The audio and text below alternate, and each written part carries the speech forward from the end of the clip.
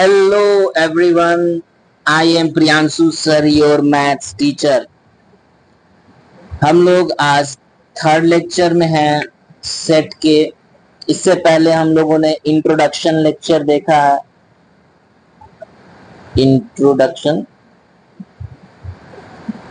जिसमें कि हमने बताया कि सेट के बारे में कि क्या हमें पढ़ना है, 10th से 11th जाने में हमें क्या चैलेंजेस है, बहुत सारी चीजें जो कि आपको जरूरी है 11th क्लास स्टार्ट करने से पहले जानने के लिए और सेट चैप्टर स्टार्ट करने से पहले जानने के लिए। और दूसरे लेक्चर में हमने देखा डेफिनेशन, और उसके बाद हमने देखा रिप्रेजेंटेशन। बहुत सारे एग्जांपल्स हमने समझे डेफिनेशंस के अकॉर्डिंग। रिप्रेजेंटेशंस में हमने देखा कैसे इसको रिप्रेजेंट करते हैं दो तरीके से, सेट बिल्डर फॉर्म से और फिर होता है एक रोस्टर फॉर्म। इसको हमने डिटेल में समझा है। और इसके बाद हमने कुछ सिंबल्स के बारे में जाना, सच एज की belongs to, does not belongs to. So इनसे रिलेटेड हमने बहुत सारे एग्जांपल्स किए और आपको होमवर्क भी दिया था कि एक्सरसाइज 1.1 एनसीईआरटी का आप ये करके आओ, ठीक है। तो आज हम वही एक्सरसाइज को डिस्कस करेंगे। अगर आपने कर लिया है तो आप इसे देखो कि क्या आपने सही लॉजिक लगाई है और क्या आपके आंसर्स सही आए हैं। लॉजिक करेक्ट होना भी बहुत जरूरी है, तो उसको हम देख लेते हैं आज।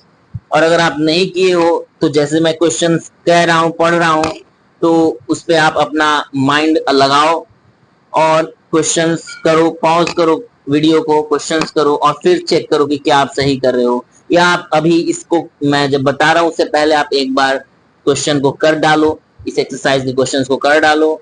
नहीं हो रहे हैं तो आप प्रीवियस लेक्चर एक बार देखो, इसमें कि मैंने डेफिनेशन और रिप्रेजेंटेशन और सारी कुछ जो बताई हुई है प्रीवियस, जस्ट इसका प्रीवियस लेक्चर देखो और फिर आप एक्सरसाइज करो। और उसके बाद आपको जो जो क्वेश्चंस में डाउट हो रहा है उसे आप इस वीडियो लेक्चर में देख लो, ठीक है। तो आप ऐसे करो, सीधा सुनना नहीं है, कहानी नहीं है, ये कहानी की तरह नहीं सुननी है। पहले आपको करनी है और उसके बाद देखना है कि क्या आप सही कर रहे हो, क्या आपका लॉजिक सही है, ठीक है। तो चलिए हम स्टार्ट करते हैं, बिगिन करते हैं एक्सरसाइज करना, ठीक है। चलिए, तो इसमें से मैंने कुछ क्वेश्चंस कराए भी हुए थे, फिर से देख लेते हैं। पहला क्वेश्चंस मैंने प्रीवियस लेक्चर में कराया था। इसमें कह रहा है the collection of all the months of a year beginning with the letter J. तो सारे मंथ्स एक साल में जो कि जे लेटर से शुरुआत होते हैं वो क्या क्या होंगे। अगर हम उसको लिखें इस सेट बिल्डर फॉर्म में, या कहूं कि रोस्टर फॉर्म में लिख दूं, ये तो सेट बिल्डर फॉर्म की तरह से लिखा हुआ है, तो रोस्टर फॉर्म में अगर हम लिखें तो क्या क्या होगा। पहला तो जनवरी ही हो जाएगा, उसके बाद जे से शुरुआत होने वाले क्या होंगे, जनवरी, फरवरी, मार्च, अप्रैल, मई, जून होगा, जुलाई होगा, अगस्त, सितंबर, अक्टूबर, नवंबर, दिसंबर, बाकी कोई भी जे से स्टार्ट नहीं होते हैं। तो हम डेफिनेटली इसे बता सकते हैं कि ये वेल डिफाइंड है कि हाँ, तीन ही ऐसे मंथ्स हो सकते हैं जो कि जे से शुरुआत हो। सभी के लिए यही 3 मंथ होगा, जनवरी, जून और जुलाई, जो कि जे से शुरुआत होते हैं। सो इट इज वेल डिफाइंड, तो ये एक सेट है, तो हम इसे सेट कहेंगे। तो आप जस्टिफाई यही कर देना कि it is well defined,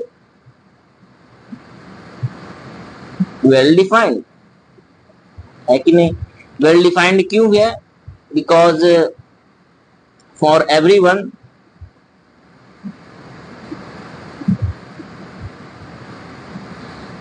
there are only 3 months.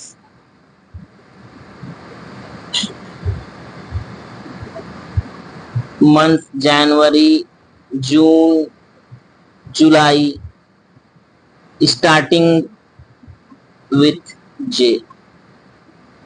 तो ये हमारा डेफिनेशंस के अकॉर्डिंग जस्टिफिकेशन हो गया, ठीक है। तो ये हमारे सेट हो जाएंगे। उसी तरीके से the collection of 10 most talented writers of India.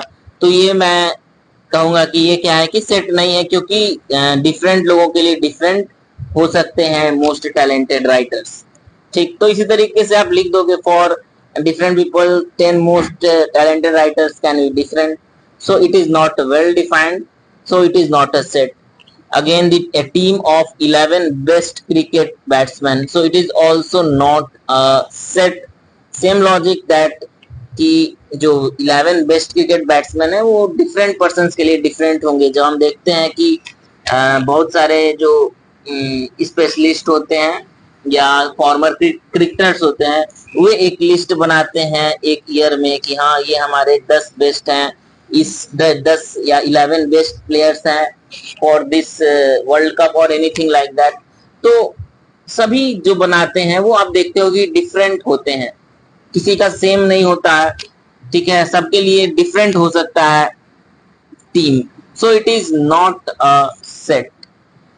तो accordingly the collection of all boys in your class, this is a set, because जितने भी बॉयज होंगे क्लास में उनका ये कलेक्शन कह रहा है। सो इन क्लास में जितने भी बॉयज है सभी का कलेक्शन, तो डेफिनेटली कोई भी होगा। अगर 11 बॉयज हैं और 10 गर्ल्स हैं किसी क्लास में, तो उन 11 बॉयज को वो सेलेक्ट करेगा, क्योंकि सिर्फ हमें बॉयज सेलेक्ट करना है। इसमें और कोई क्वालिटी नहीं है जो कि सबके लिए डिफरेंट हो। यहाँ पे सिर्फ बॉयज हैं, और कोई भी अगर ये कह दिया जाए कि बॉयज हमें सेलेक्ट करना है किसी क्लास में, तो सिर्फ उन बॉयज को ही वो सेलेक्ट करेगा। और सभी लोग, सारे बॉयज को सेलेक्ट करना है तो सभी बॉयज को सेलेक्ट करेंगे। तो सेट में सभी वही सारे बॉयज होंगे जो किसी के भी द्वारा सेलेक्ट हों। मान लीजिए PQR नाम से 3 बॉयज हैं, तो कोई भी PQR अगर 3 बॉयज है क्लास में तो उनको ही सेलेक्ट करेगा, क्योंकि हमको सेलेक्ट करना है क्या, collection of all boys in your class. So it is a well defined thing. ठीक, तो fourth is also a set.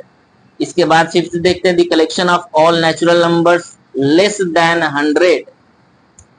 So less than 100 अगर होगा तो it is definitely a thing which is well defined. तो less than 100 क्या क्या natural numbers होंगे वो हम एक सेट बिल्डर में लिख भी सकते हैं, या फिर रोस्टर फॉर्म में हम लिख भी सकते हैं ऐसे 1 2 3 4। In this way less than 100 means 99। इसी तरह का एग्जाम्पल मैंने भी बताया था लेस देन 10 करके, तो ये डेफिनेटली हम लिख सकते हैं। It is a well defined thing, so it is also a set. A collection of novels written by Munshi Premchand, तो ये भी जो है जो मुंशी प्रेमचंद के द्वारा सिर्फ कहा गया रिटन, तो वो डेफिनेटली जितने भी सारे बुक्स हैं उनको हम कलेक्ट कर दें तो वो एक सेट बना देंगे। और ये हमें पता है कि वो कितने बुक्स लिखे हैं, क्या कितने सारे भी बुक्स हैं, तो सबका कलेक्शन हमको चाहिए, तो it is well defined thing. The collection of all 11, the collection of all even integers, तो this is also what a set, क्योंकि हमें पता है कि क्या क्या होंगे all even integers, and for everybody that is the same.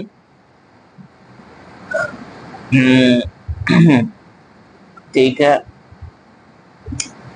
तो फॉर एग्जांपल क्या क्या हो जाएंगे ऑल इवन इंटीजर्स में 2 4 6। इसी तरीके से निगेटिव में भी हमारे -2 -4 -6, इस तरह से सारे ही जो इवन इंटीजर्स है उनका हमको कलेक्शन चाहिए। तो that is a well defined thing for everybody, they will get the same even integers same thing. हाँ, उनका ऑर्डर अलग भले हो सकता है, पर ऑर्डर अलग होने से वो डिफरेंट सेट नहीं हो सकता। भले कोई 2 4 6 लिख दे डॉट डॉट डॉट, कोई और तरह से लिखे लास्ट से स्टार्ट कर दे, ठीक है 6 4 2 8 कुछ भी इस तरह से लिख दे, पर that is just order is not the same, but all the contents, all the elements will be same for everybody. So this is also a set. उसके बाद 8 में कहें the collection of questions in this chapter, तो ये भी हमारा set हो जाएगा।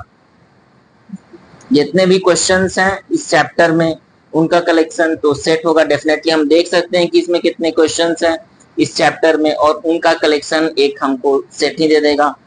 इसके बाद 9th नंबर है कलेक्शन ऑफ मोस्ट डेंजरस। इस तरीके की जो भी क्वालिटीज होती है सबके लिए जब डिफरेंट हो जाती है, वेल डिफाइंड नहीं होती है, तो वो सेट नहीं होता है। तो हमको इसमें मिला क्या, बहुत सारे क्वेश्चंस में हमको ये मिल रहे हैं क्या कि सेट मिल रहे हैं। सो ये फर्स्ट क्वेश्चन आई थिंक आपको समझ में आ गया होगा। सेकंड नंबर हमको देखना है इंसर्ट एप्रोप्रिएट सिंबल।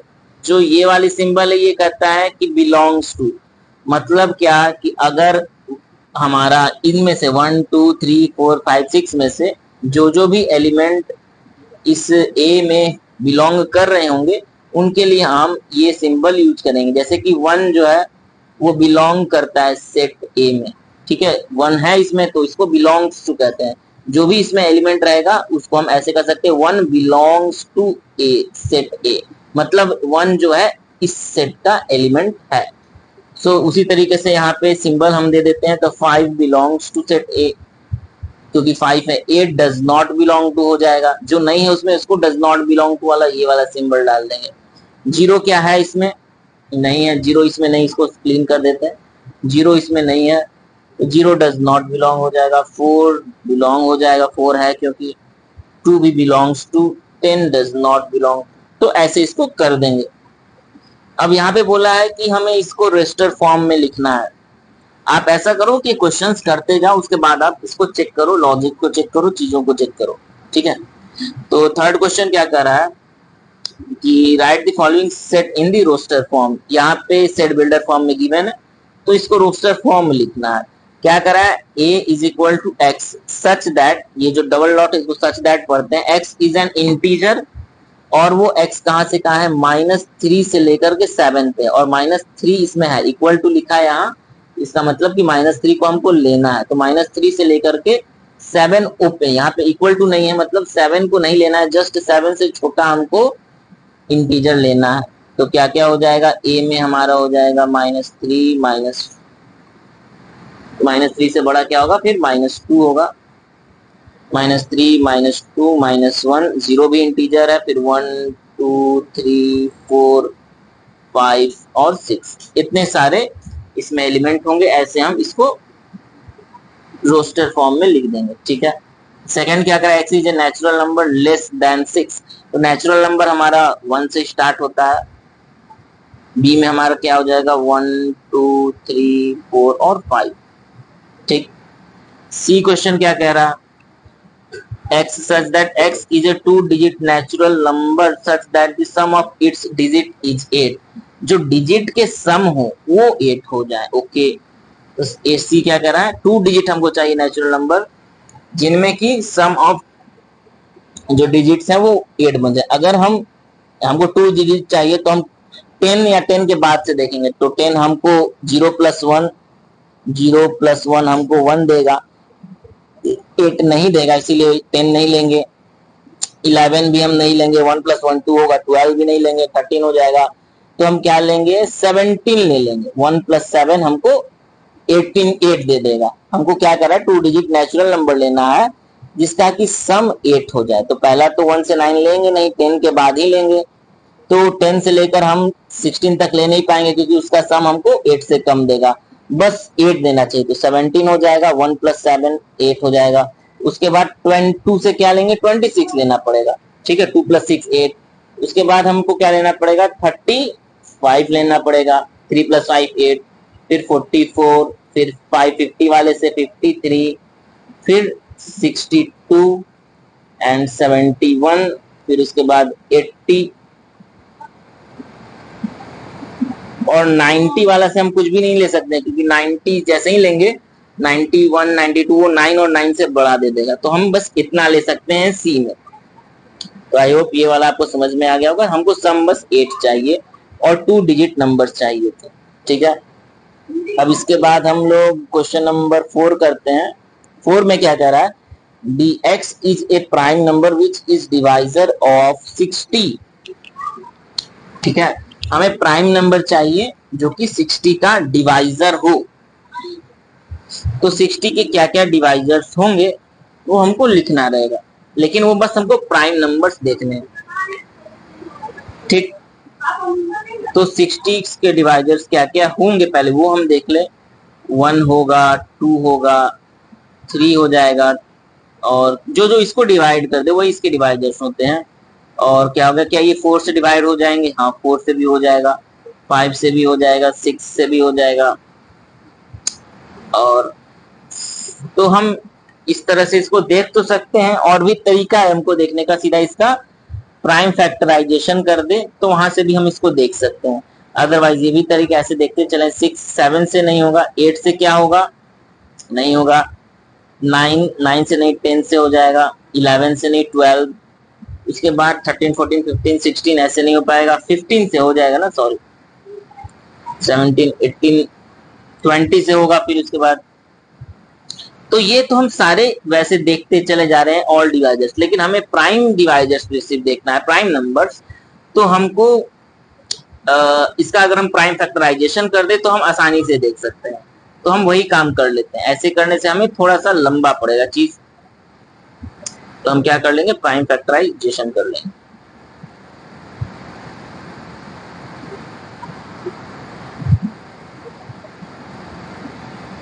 ओके, चलिए, तो इसका हम लोग प्राइम फैक्टराइजेशन कर लेते हैं 60 का। आई होप ये क्वेश्चन आप लिख लिए होंगे पहले, आप इसे एक बार लिख लो, फिर मैं इसे डिलीट करता हूं, ठीक है। चलो, तो प्राइम फैक्टराइजेशन हम 60 का अगर करेंगे तो क्या क्या होगा, पहले हम 2 से करते हैं तो 30, फिर 2 से हो जाएगा 15, फिर 3 से होगा 5। तो हमारे 60 के जो जो डिवाइजर्स हैं, प्राइम फैक्टर डिवाइजर्स, वो 2 3 और 5 होंगे। सो हमारा डी का जो आंसर हो जाएगा वो 2 3 5 हो जाएगा। ओके, ई क्या करा, set of all letters in the word trigonometry. तो हमें ट्रिग्नोमेट्री में जितने भी लेटर्स है उनको सेट के फॉर्म में लिख देना है। तो टी हो जाएगा are I ji O N, फिर से ओ आया है तो हम 2 बार नहीं लिखते हैं, सेट में रिपीटेड नहीं करते हैं, डिस्टिंक्ट रखते हैं, तो ओ फिर से नहीं लिखेंगे। एम अलग है, ई नहीं लिखे हैं, ई लिखना होगा, ठीक है। टी लिख चुके हैं तो हम फिर से टी नहीं लिखेंगे, ठीक है, ट्रिग्नोमेट्री का। आर भी लिख चुके हैं, आर भी नहीं लिखेंगे, सिर्फ वाई लिखेंगे, ठीक है। तो ये हमारा हो गया सेट जिसमें कि ऑल लेटर्स हैं इन दी वर्ड ट्रिग्नोमेट्री, ठीक है। क्वेश्चन नंबर 6 क्या होगा, 6 में कह रहा है set of all letters in the word better. तो एफ है सेट, बेटर में हमारा बी हो जाएगा, ई हो जाएगा, टी हो जाएगा, फिर से ई आ रहा है और टी आ रहा है तो नहीं लिखेंगे और आर लिख देंगे। तो यही सारे हमारे क्या हो जाएंगे कि एलिमेंट्स हो जाएंगे बस सेट के, ठीक है। चलिए, आई होप ये समझ में आ गया होगा। आपको जहां नहीं समझ में आता आप एक बार कमेंट में लिख दो, मैं उसे फिर से डिस्कस कर लूंगा या आपको कमेंट में उसका रिप्लाई दे दूंगा।